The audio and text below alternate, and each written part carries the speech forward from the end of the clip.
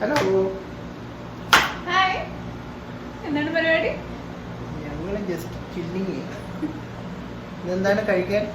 ഇന്ന് കഴിക്കാൻ ഉപ്പുമാവ്, നല്ല ഹെൽത്തി ആയിട്ടുള്ള ഉപ്പുമാവ് ആണോ?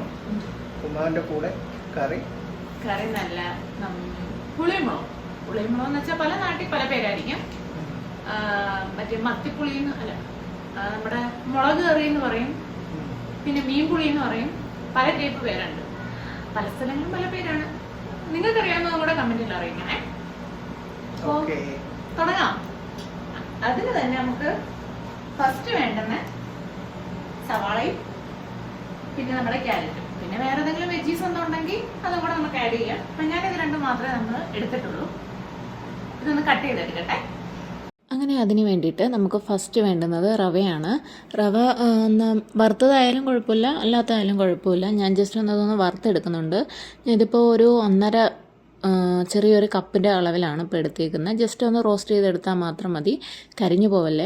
ജസ്റ്റ് ഒന്ന് ചൂടായി വരുമ്പം തന്നെ നമുക്ക് വേറൊരു പാത്രത്തിലോട്ട് അങ്ങ് മാറ്റി വെക്കാം. എന്നിട്ട് അതേ പാത്രത്തിൽ തന്നെ നമുക്ക് ഇച്ചിരി എണ്ണയും കൂടെ ഒഴിച്ച് കടുകും കൂടെ പൊട്ടിച്ചിട്ട് ബാക്കി നമ്മൾ അരിഞ്ഞു വെച്ചേക്കുന്ന സവാളയും ക്യാരറ്റും പിന്നെ വേറെ ഏതെങ്കിലും വെജീസ് കാര്യങ്ങളൊക്കെ ഉണ്ടെന്നുണ്ടെങ്കിൽ അതും ഇട്ട് ജസ്റ്റ് ഒന്ന് നല്ലതുപോലെ ഉപ്പ് ഇട്ടൊന്ന് വഴറ്റിയെടുക്കുക. എന്നിട്ട് അതിലേക്ക് നമ്മളിപ്പോൾ എടുത്തേക്കുന്ന റവയുടെ പകുതി വെള്ളം ഒഴിക്കുക. എന്നിട്ട് പിന്നെ ബാക്കി നമ്മൾ ആ ഇളക്കുന്ന സമയത്ത് റവയും കൂടി ഇട്ട് ഇളക്കുന്ന സമയത്ത് ബാക്കി വെള്ളം വേണമെന്നുണ്ടെങ്കിൽ ജസ്റ്റ് ഒരു ഇച്ചിരി ചൂടുവെള്ളം കൊണ്ട് ഒഴിച്ച് നമുക്കൊന്ന് ഇളക്കിയെടുത്താൽ മാത്രം മതി. അല്ലാതെ കൂടുതൽ വെള്ളം ഒഴിച്ച് കഴിഞ്ഞാൽ നമുക്ക് ചിലപ്പോൾ പണി കിട്ടും. റവ അങ്ങ് മറ്റേല ഒട്ടുന്ന നമ്മൾ പുട്ടിനെക്കാട്ടി കഷ്ടമെന്ന് പറയത്തില്ലേ, ചില പുട്ടൊക്കെ നമ്മൾ നനയ്ക്കുമ്പോൾ അങ്ങ് കട്ട കട്ടയാവത്തില്ലേ, അതുപോലെ കട്ട കട്ടയായിപ്പോവും. ഇത് നല്ല തരിതരിയായിട്ട് കിട്ടണമെന്നുണ്ടെങ്കിൽ ആദ്യം കുറച്ച് വെള്ളം കുറച്ച് വെച്ചാൽ മതി. ഇതിപ്പോൾ ഞാൻ പകുതി വെള്ളം എടുത്തിട്ടുള്ളൂ.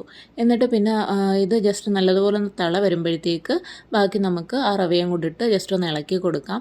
ആ ഇളക്കി കൊടുക്കുമ്പം തന്നെ നമുക്കറിയാൻ പറ്റും നല്ല തരിതരിയായിട്ടാണോ അതോ മറ്റു ഇച്ചിരി കൂടെ വേവാനുണ്ടോയെന്ന്. ഇച്ചിരി വേവാനും കൂടെ ഉള്ള കണക്ക് തോന്നുകയാണെന്നുണ്ടെങ്കിൽ ഇച്ചിരി വെള്ളവും കൂടെ ഒഴിച്ച് ജസ്റ്റ് ഒന്ന് നമുക്ക് ഒരു 5 മിനിറ്റ് പോലും ഇളക്കണ്ട. ഇളക്കുമ്പം തന്നെ നമ്മുടെ ആ റവ നമുക്ക് നല്ല വൃത്തിക്ക് കുക്കായി കിട്ടും. നല്ല തരി പോലെ നമുക്ക് കിട്ടും. നല്ല ടേസ്റ്റുമാണ്.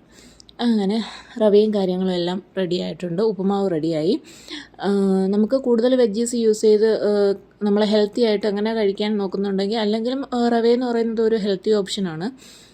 അങ്ങനെ റവയും പിന്നെ പ്രത്യേകിച്ച് പറയേണ്ടത് നമ്മുടെ പുളിമുളക്, അതായത് ഞാൻ പറഞ്ഞില്ലേ മീൻ പുളി എന്നൊക്കെ പറയത്തില്ലേ, അത് നല്ല തലേന്നത്തെയും കൂടെ ആവുകയാണെന്നുണ്ടെങ്കിൽ പിന്നെ പറയേണ്ട നല്ല സൂപ്പർ ടേസ്റ്റാണ് കേട്ടോ.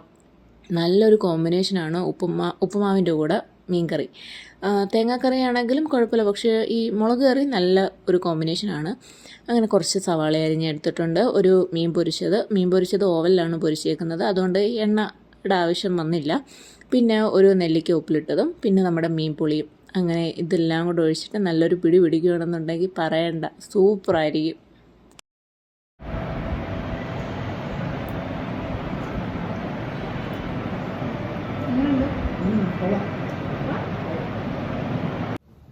അപ്പോൾ ഇത്രയേ ഉള്ളൂ ഇന്നത്തെ വീഡിയോ.